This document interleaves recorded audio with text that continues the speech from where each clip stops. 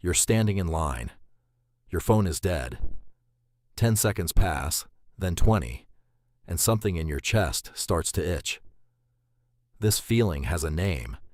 It's boredom, and you've spent your whole life treating it like a malfunction. But the real answer is far stranger. Boredom isn't a glitch in your brain. It's one of the oldest instruments your mind has ever built. Why would evolution build something so uncomfortable just to punish you for standing still? Here's the reframe. Boredom was never designed to hurt you.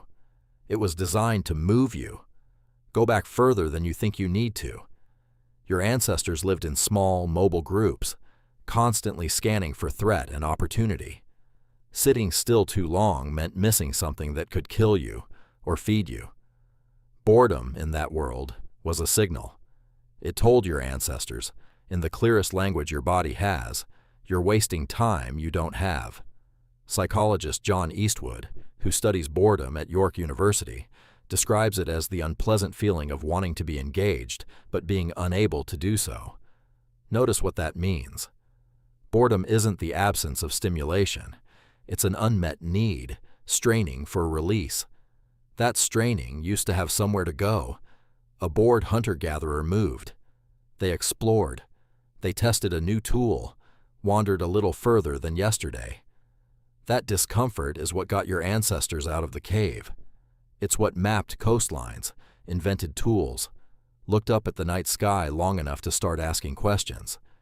You inherited that same mechanism, almost unchanged, but for a world that no longer exists. Your environment now offers excess, not scarcity.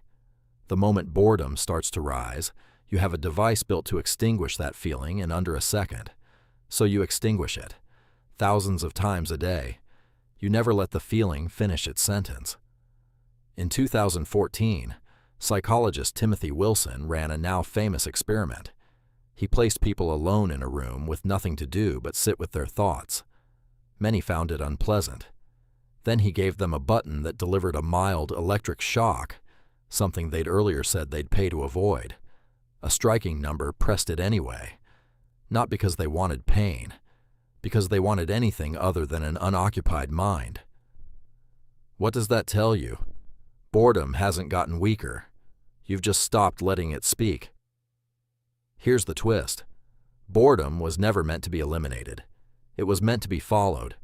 Researcher Sandy Mann at the University of Central Lancashire had people complete a dull task before a creativity test. The bored group consistently outperformed the rest. Their minds, freed from anything worth focusing on, wandered into new ideas instead. The discomfort hadn't shut their thinking down. It had loosened it. Restlessness was always the mechanism. Exploration and invention were the results.